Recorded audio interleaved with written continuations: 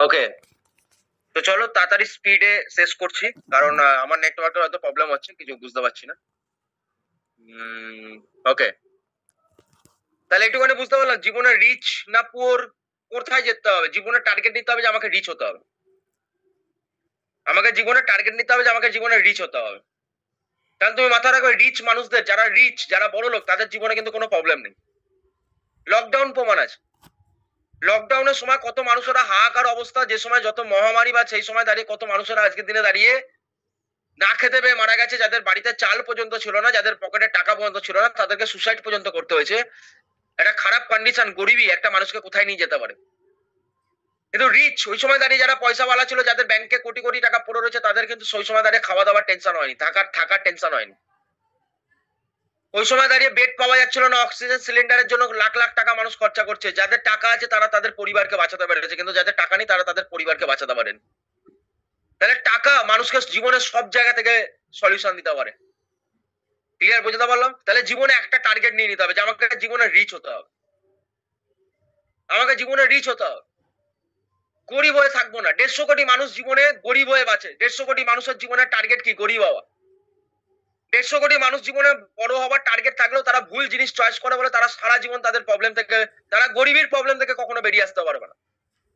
আমাদের 14টা জেনারেশন কাজ করেছে, 14টা জেনারেশনে কেউ এমন প্রসেসে কাজ করেছে, তারা সেই সিস্টেমে বা সেই প্রসেসে তারা টাকার প্রবলেমটাকে সলিউশন করতে পারেনি। না, আমরা আজকে যে প্রসেসের পেছনে দৌড়াবো, সেই প্রসেসে টাকার প্রবলেম সলিউশন হবে না। তাহলে টার্গেট কি? রিচ, বড়লোক হতে হবে। তাহলে বড়লোক মানুষেরা এরা কি করে? এদের মাইন্ডসেট কেমন হয়? এরা কি প্রসেস অ্যাপ্লাই করে? এরা কিভাবে কাজ করে? তাহলে রিচ, জীবনে একটা সিম্পল মাইন্ডসেট, রিচ হতে হবে। তাহলে দাদা, হাউ টু বি সাকসেসফুল, তাহলে একটা মানুষ কিভাবে জীবনে সাকসেসফুল হচ্ছে, একটা মানুষ জীবনে কিভাবে রিচ হচ্ছে, এইবার আমি ক্লিয়ার করে দেবো। এইবার আরো ভালো মতো যত এগোবো তত আরো সাবজেক্ট কিন্তু ইম্পর্টেন্স বাড়বে, তত বেশি ফোকাসিং কিন্তু আস্তে আস্তে আমাকে দিতে হবে, নাহলে কিন্তু বুঝতে পারবো না। তাহলে দাদা, একটা মানুষ জীবনে কিভাবে রিচ হচ্ছে, প্রত্যেকটা মানুষের জীবনে টার্গেট হওয়া উচিত রিচ হওয়া। ভারতবর্ষের 150 কোটি ফ্যামিলিতে 150 কোটি ফ্যামিলি, প্রতিটা ছেলে মেয়ের টার্গেট হওয়া উচিত আমাকে রিচ হতে হবে, আমাকে বড় লোক হতে হবে। কারণ ওইটা না হতে পারলে জীবনে প্রতিটা প্রবলেম থেকে ফেসে যাবো, কোনো প্রবলেম আমি সলিউশন করতে পারবো না। তাহলে হাউ টু বি সাকসেসফুল, তাহলে কিভাবে একটা মানুষ জীবনে সাকসেসফুল হয়?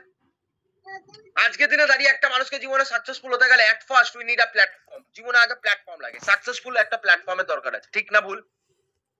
ঠিক না ভুল? একটু মাথা নাড়ি রেসপন্স করবে, কারণ আমার ইন্টারনেটের প্রবলেম হচ্ছে, আমি বুঝতে পারবো না যে তোমরা আমার সাউন্ড ক্লিয়ার যাচ্ছে কিনা তোমার কাছে। ওকে, সো আজকে যদি আমাকে জীবনে সাকসেসফুল হতে হয়, তাহলে আমার এট ফার্স্ট জীবনে কোনটা দরকার আছে? এট ফার্স্ট প্ল্যাটফর্ম, প্ল্যাটফর্ম দরকার। কিন্তু আজকে এন্টার ওয়ার্ল্ডে প্রত্যেকটা মানুষের কাছে কি কি প্ল্যাটফর্ম আছে? এটা আমার কথা না, রবার্ট টি কিওসাকি আজকে rich dad and poor dad, শুনেছি বইয়ের নাম? রিচ ড্যাড পুয়ার ড্যাড, এই বইটার নাম শুনেছি? না, শুনিনি। আচ্ছা, পাগলু টু শুনেছি? পাগলু টু শুনেছি বইয়ের নাম? ঠিক। আচ্ছা, অ্যানিমেল, অ্যানিমেল, জানোয়ার, জানোয়ার মুভি শুনেছি? হ্যাঁ, এইগুলো দাদা শুনেছি, এগুলো তো দাদা একদম ফাটিয়ে। কেন একটা মানুষ জীবনে ফেলিওর আর কেন একটা মানুষ জীবনে সাকসেসফুল? আমরা যে কোনো জীবনে দরকার সেগুলো আমরা জানি না, আর যে কোনো জীবন আমাদের জীবনটাকে শেষ করে দেবে, বরবাদ করে দেবে, সেইগুলোতে আমরা বেশি ফোকাস। কবির সিং দেখেছি, কবির সিং কিভাবে মদ গিলছে, ড্রাম থেকে তুলে তুলে মদ খাচ্ছে, ড্রাম থেকে তুলে তুলে মদ খাচ্ছে, একসাথে 5টা সিগারেট খাচ্ছে। আর এইটা দেখে আমরা ইন্টারেস্ট পাচ্ছি, এইটা দেখে আমাদের ও হাততালি মারছি, সিটি মারছি। কেন? ম্যাচ খেয়ে যাচ্ছে না, লেভেলটা ম্যাচ খেয়ে যাচ্ছে, একই লেভেলের তো। যেটা আমি হতে চাই সেটাই দেখানো হচ্ছে সামনে পর্দাতে, ওটাতে দেখে মজা পাচ্ছি। কিন্তু ওইটা কি লাইফ? যারা যারা পর্দার পেছনে দাঁড়িয়ে অ্যাক্টিং করছে, ওটা অ্যাক্টিং, ওটা কি ওদের লাইফ? ওটা কি ওদের রিয়েল লাইফ? না, ওদের রিয়েল লাইফ না। কিন্তু ওদেরকে ফলো করে, সেলিব্রিটিকে ফলো করে আমরা আমাদের জীবনটাকে বরবাদ করে ফেলছি। তাহলে এগুলো কিছু না, এগুলো আবহাওয়ার দোষ। পাগলু টু বেশ করেছি, প্রেম করেছি। হ্যাঁ, মুভি দেখেছে, মুভি দেখার পর বাবার সামনে গেছে, কি হয়েছে? মেয়ের বাবার সামনে গিয়ে মেয়ের বাবাকে বলছে, বেশ করেছি, প্রেম করেছি, তোমার চোখের সামনে তোমার মেয়েকে তুলে নিয়ে যাবো, দেখি তো কে কি করে। সোসাইটিতে কি দেয়া হচ্ছে আর কি নিচ্ছি আমরা আর কি নিয়ে কোথায় অ্যাপ্লাই করছি, তাহলে আমরা জীবনে কিভাবে বড় জায়গায় যাব? আমরা কোনটাকে ফলো করছি আর কোনটাকে পুরোপুরি আমাদের লাইফ থেকে কেটে দিয়েছি, পুরোপুরি আমাদের লাইফ থেকে বাদ করে দিয়েছি। তাহলে আজকের দিনে দাঁড়িয়ে এই মানুষটাকে আমরা এন্টার ওয়ার্ল্ড এই মানুষটাকে এক নামে চেনে, রবার্ট টি কিওসাকি।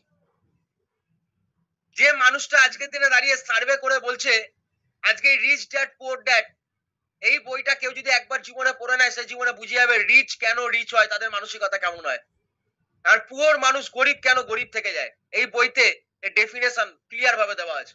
তাহলে বোঝাতে পারছি